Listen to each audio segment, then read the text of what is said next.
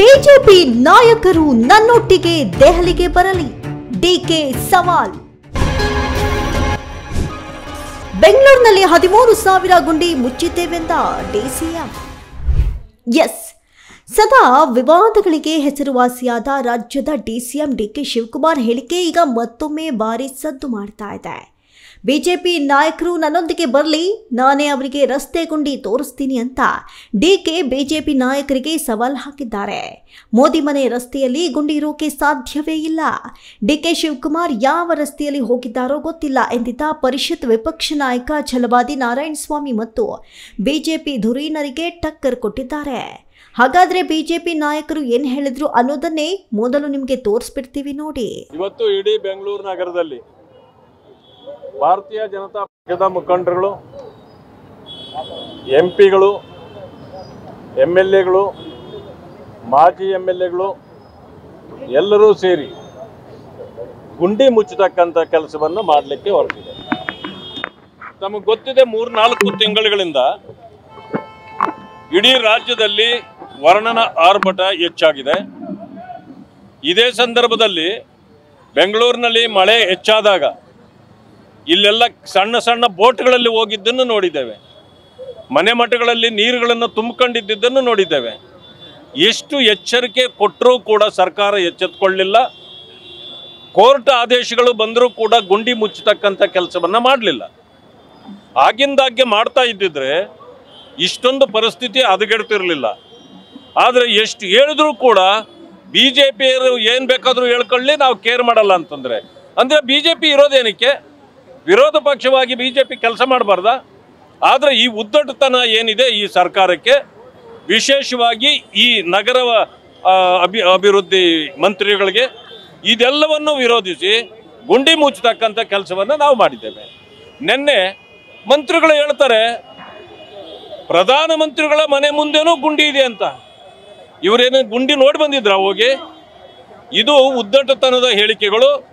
ಇವತ್ತು ಯಾರು ಕಾರ್ಖಾನೆಗಳನ್ನು ನಡೆಸ್ತಕ್ಕಂಥವರು ಮತ್ತು ಅವರೆಲ್ಲರೂ ಕೂಡ ಟ್ವೀಟ್ ಮಾಡ್ತಿದ್ದಾರೆ, ಬೆಂಗಳೂರಿನಲ್ಲಿ ಈ ಪರಿಸ್ಥಿತಿ ಇದ್ದರೆ ಇಲ್ಲಿಂದ ನಾವು ಕಾಲು ತೆಗೆದು ಹೋಗಬೇಕಾಗತ್ತೆ ಬೇರೆ ರಾಜ್ಯಗಳಿಗೆ ಅಂತಕ್ಕಂಥ.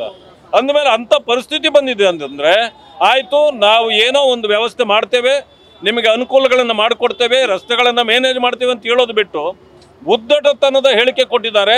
ಯಾರು ಹೋಗೋರು ಬೇಕಾದರೆ ಹೋಗಲಿ ಅಂತ. ಅಂದಮೇಲೆ ಇವರು ರಾಜ್ಯನ ಕಾಪಾಡಲಿಕ್ಕಿದ್ದಾರೋ ಇಲ್ಲ ಲೂಟಿ ಮಾಡಲಿಕ್ಕಿದ್ದಾರೋ ಅಂತಕ್ಕಂಥ ಪ್ರಶ್ನೆಯನ್ನು ನಾವು ಕೇಳಬೇಕಾಗುತ್ತೆ. ಆದ್ದರಿಂದ ಇವರು ಗುಂಡಿ ಮುಚ್ಚುವಂಥ ಸ್ಥಿತಿಯಲ್ಲಿ ಇಲ್ಲ. ಯಾಕೆಂತಂದರೆ ಅವರ ಖಜಾನೆಯಲ್ಲಿ ಖಾಲಿ ಇದೆ, ಗುಂಡಿ ಮುಚ್ಚಲಿಕ್ಕೆ ಹಣ ಇಲ್ಲ, ಅಥವಾ ಇಟ್ಟಿದ್ದನ್ನು ನುಂಗಲಿಕ್ಕೆ ಸಾಕಾಗಿದೆ ಅವರಿಗೆ.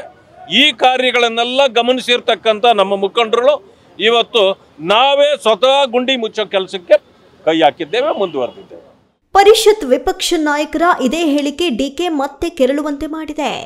ಇದಕ್ಕೆ ತಿರುಗೇಟು ಕೊಟ್ಟ ಡಿಸಿಎಂ, ಬಿಜೆಪಿ ನಾಯಕರು ನನ್ನ ಜೊತೆ ಬಂದರೆ ನಾನೇ ಅವರಿಗೆ ಗುಂಡಿ ತೋರಿಸ್ತೀನಿ ಅನ್ನೋ ಮೂಲಕ ಮತ್ತೆ ಸವಾಲೆಸೆದಿದ್ದಾರೆ. ದೆಹಲಿಯಲ್ಲಿರುವ ರಸ್ತೆ ಗುಂಡಿಯನ್ನ ಅವರಿಗೆ ನಾನು ತೋರಿಸ್ತೀನಿ. ಕರ್ನಾಟಕ ಭವನದಿಂದ ಹೋಗುವಾಗ ನಾನು ಗುಂಡಿ ನೋಡಿದ್ದೇನೆ. ಇದು ಕೇವಲ ಒಂದು ರಸ್ತೆ ಕಥೆಯಲ್ಲ, ಎಲ್ಲ ಕಡೆ ಇದೇ ಪರಿಸ್ಥಿತಿ ಇದೆ. ಬಿಜೆಪಿ ನಾಯಕರು ಯಾವಾಗ ಬರ್ತಾರೆ ಆಗ ಗುಂಡಿ ತೋರಿಸೋಕೆ ನಾನು ರೆಡಿ ಎಂದಿದ್ದಾರೆ. ಅವರ ಆಸೆ ಯಾವ ವ್ಯಕ್ತಪಡಿಸಿದ್ದಾರೆ, ಏನೇನು ಮಾತಾಡ್ತಾ ಇದ್ದಾರೆ ಅದಕ್ಕೆಲ್ಲ ನಾನು ಹಬ್ಬ ಆಗಲಿ ಉತ್ತರ ಕೊಡ್ತೀನಿ. ಭವಿಷ್ಯ ನುಡಿತಾ ಇದ್ದಾರೆ ಅಂತ ಸರ್, ಭವಿಷ್ಯ ನುಡಿತಾ ಇದ್ದಾರೆ ಕುಮಾರಸ್ವಾಮಿ ಅವರು ಅಂತ. ಇದರಿಂದ ಕೂಡ ಕುಟುಂಬದ ನನ್ನ ಮೇಲೆ ದೊಡ್ಡ ಷಡ್ಯಂತ್ರ ಇವತ್ತೇನಲ್ಲ, ಹಿಂದೆ ನನ್ನ ತಂಗಿ ಮೇಲೆ, ನನ್ನ ತಮ್ಮನ ಮೇಲೆ, ಎಲ್ಲರ ಮೇಲೂ ಈ ರೀತಿ ಹಿಂದೆ ಚೀಫ್ ಮಿನಿಸ್ಟರ್ ಆಗಿದ್ದು ಪ್ರಯತ್ನ ಮಾಡಿದ್ರು. ಅದಾದ್ಮೇಲೆ ಬೇಕಾದಷ್ಟು ಕೇಸ್ಗಳು ಹಾಕಿದ್ರು. ಈಗೂ ಮಾಡ್ತಾ ಇದ್ದಾರೆ ಅಂತ ಅವರೇ ಹೇಳಿದ್ದಾರೆ. ಜೈಲಿಗೆ ಹೋಗುವಂತ ದಿನ ಹತ್ರ ಬಂದಿದೆ ಅಂತ. ಅದಕ್ಕೂ ಉತ್ತರ ಕೊಡ್ತೀನಿ, ಅವ್ರಿಗೂ ಉತ್ತರ ಕೊಡ್ತೀನಿ. ಇಲ್ಲ ನಾನು ಒಂದು ಕೆಲಸ ಮಾಡಿದ್ದೀನಲ್ಲ, ಇದು ಎಲ್ಲರೂ ಒಂದು ಕೊರೆ ಆಗ್ಬೇಕು. ಯಾವ್ದಾದ್ರು ಒಂದು ಚಾನೆಲ್ಗೆ, ಪ್ರಸಿದ್ಧವಾದ ಚಾನೆಲ್ಗೆ ಕರೀರಿ, ಪಕ್ಕದಲ್ಲಿ ಅವ್ರನ್ನೂ ಕೂರಿಸ್ಕೊಳ್ಳಿ, ನನ್ನೂ ಕೂರಿಸ್ಕೊಳ್ಳಿ. ಹಿಂದೆ ಸಾತ್ತೂರಲ್ಲಿ ನಡೆದಿದ್ದಲ್ಲ ಮ್ಯಾಚ್ 2020, ಹಂಗೆ ನಡೀಲಿ. ನಾನು ಅಸೆಂಬ್ಲಿ ಕರೆದಿದ್ದೆ, ಪಾಪ ಪಾರ್ಲಿಮೆಂಟ್ ಕೊಟ್ಟೋದು. ಇನ್ನು ಬೇರೆ ಅವ್ರ ಪಾರ್ಟಿಯವ್ರ ಜೊತೆ ಮಾತಾಡೋದ್ರಲ್ಲಿ ಏನು ಅರ್ಥ ಇದೆ? ಅವರೆಲ್ಲ ನಮ್ಮ ಲೆವೆಲ್ಗೆ ಅಲ್ಲ ಅವರೆಲ್ಲ. ಅದಕ್ಕೆ ಅವ್ರನ್ನೇ ಕರೆದ್ಬಿಡಿ, ನೀವೆಲ್ಲ ಫಿಕ್ಸ್ ಮಾಡ್ಬಿಡಿ. ಇನ್ನು ದೇಶದಲ್ಲಿ ಯಾವುದೇ ನಗರದ ಮಂತ್ರಿ ರಸ್ತೆಯಲ್ಲಿ ಗುಂಡಿ ಕಂಡರೆ ಮಾಹಿತಿ ನೀಡಿ ಅಂತ ಸಾರ್ವಜನಿಕರಿಗೆ ಕರೆ ನೀಡಿರಲಿಲ್ಲ. ಆದರೆ ನಾನು ಇದಕ್ಕಾಗಿ ಪ್ರತ್ಯೇಕ ಆ್ಯಪ್ ಸಿದ್ಧಪಡಿಸಿ ಪೊಲೀಸರ ಸಹಕಾರದಲ್ಲಿ ರಸ್ತೆ ಗುಂಡಿ ಮುಚ್ಚಲಾಗ್ತಾ ಇದೆ. ಇಂತಹ ಪ್ರಯತ್ನ ನಡೆದಿರುವುದು ಕರ್ನಾಟಕದಲ್ಲಿ ಮಾತ್ರ ಎಂದರು. ಬೆಂಗಳೂರಲ್ಲಿ ಇದುವರೆಗೂ 13,000 ಗುಂಡಿಗಳನ್ನು ಮುಚ್ಚಲಾಗಿದ್ದು ಪ್ರತಿ ಗುಂಡಿ ಮುಚ್ಚುತ್ತಾ ಇರೋದಕ್ಕೆ ಫೋಟೋ, ವಿಡಿಯೋ ದಾಖಲೆ ಮಾಡಿಸಲಾಗಿದೆ. ನೀವುಗಳು ಕೂಡ ಪರಿಶೀಲನೆ ಮಾಡಬಹುದು ಎಂದರು. ಈಗೂ ಹೇಳ್ತಾ ಇದ್ದೀನಿ, ಸುಮ್ಮನೆ ಇಟ್ಟೆಂಡ್ರನ್ ಮಾಡೋದಲ್ಲ. ನಾನು ಏನೇನು ಮಾಡಿದ್ದೀನಿ ಅಂತ ಏನೇನು ಅವ್ರು ಹೇಳ್ತಾರಲ್ಲ, ನಂದು ಅವ್ರದ್ದು ಎಲ್ಲ ಚರ್ಚೆ ಆಗಲಿ. ಅವ್ರ ಕುಟುಂಬದ್ದು ನನ್ನ ಹತ್ರ ಇರುವಂಥ ಅಗಾಧವಾದಂಥ ಭಂಡಾರದಿಂದ ನಾನು ತೆಗಿತೀನಿ. ಅವರು ಎಲ್ಲ ಭಂಡಾರದಿಂದ ತೆಗೆದು ಅವರು ಜನರ ಮುಂದೆ ಇಟ್ಬಿಡ್ಲಿ. ಸೊ ಜಲ್ದಿ ಪಾಪ ಅವರು ಭಾಳ ಪ್ರಯತ್ನ ಮಾಡ್ತಿದ್ದಾರೆ. ಅವರೇ ಜಡ್ಜು, ಜೈಲಿಗೆ ಹಾಕಿದ್ರೆ ಅವರೇ ತಾನೇ ಜಡ್ಜಿ ತಾನೇ ಜೈಲು ಕಳಿಸೋದು. ಅವರೇ ಜಡ್ಜ್ ಆಗ್ಬಿಟ್ಟಿದ್ದಾರೆ. ಜಡ್ಜ್ ಆಗಿರೋರು ಪಾಪ ಕೋರ್ಟ್ಗೆ ಹೋಗ್ತಿದ್ದಾರೆ. ಕೆಲವು ನಾಗರಿಕರು ಕೆಲವು ಬೆಂಗಳೂರು ಬಗ್ಗೆ ಬಹಳ ಆಸಕ್ತಿಯಿಂದ ಕೆಲವು ಸಹಕಾರ ಕೊಡ್ತಾ ಇದ್ದಾರೆ. ಅವರ ಸಲಹೆ ಕೆಲವು ಸಂದರ್ಭದಲ್ಲಿ ಎಕ್ಸಾಮಿನ್ ಮಾಡ್ತಾರೆ.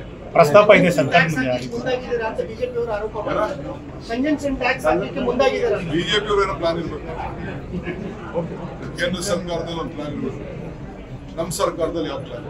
ಸರ್ ನಿಮ್ಮ ಮನೆ ಸರ್ ನಿಮ್ಮ ಸರ್ಕಾರಿ ನಿವಾಸದ ಮುಂದೆ ಕಾರ್ ಹಾಕಿದ್ರು ಸರ್, ಅದನ್ನೇ ಕಳಪೆ ಕಾಮಗಾರಿ ಮಾಡಿದ್ರು. ವರದಿ ಬಂದ್ಮೇಲೆ ಮತ್ತೀಗ ಹೊಸದಾಗಿ ಕಾರ್ ಹಾಕೋರು ಸರ್. ಇರ್ಲಿ, ಅವ್ರ ಲೈಫೇ ಕಳಪೆ. ಬಿಜೆಪಿ ಅವ್ರ ಲೈಫ್ ಅಲ್ಲ, ಬಿಜೆಪಿ ಅಲ್ಲ ಸರ್, ನಿಮ್ಮ ಅಧಿಕಾರಿಗಳು ಸರ್. ನಮ್ದು ಯಾವ್ದು ನಾವ್ಯಾವ್ದು ಕಳಪೆ ಹೋಗ್ಲಿಲ್ಲ. ಅವ್ರನ್ನೆಲ್ಲ ಕಳಪೆ ಹಾಕ್ಸ್ತಾ ಇದ್ರು. ಅವ್ರ MLA ಕ್ಷೇತ್ರದಲ್ಲೇ ಕಳಪೆ ಇದೆಲ್ಲ. ನಿಮ್ಮನೆ ಎದುರುಗಡೆ ರೋಡ್ ಹಂಗ್ ಮಾಡಿದ್ರು ಅಂತ ಅವ್ರ ಕ್ಷೇತ್ರ. ಒಟ್ಟಾರೆ ಕುಮಾರಸ್ವಾಮಿ ಮತ್ತು ಡಿಕೆ ನಡುವಿನ ಒಳಜಗಳ ರಾಜ್ಯದ ಜನರಿಗೆ ಗೊತ್ತೇ ಇದೆ. ಇದರ ನಡುವೆ ಈಗ ಬಿಜೆಪಿ ನಾಯಕರು ಮತ್ತು ಡಿಕೆ ಮೇಲೆ ಮುಗಿಬೀಳೋ ಲಕ್ಷಣಗಳು ಕಾಣಿಸ್ತಾ ಇದ್ದು, ರಸ್ತೆ ಗುಂಡಿ ರಾಜಕೀಯ ಮತ್ಯಾವ ಹಂತಕ್ಕೆ ಹೋಗಿ ತಲುಪುತ್ತೋ ಇನ್ನಷ್ಟೇ ಕಾದು ನೋಡಬೇಕಿದೆ. Jagadish, speed news political bureau.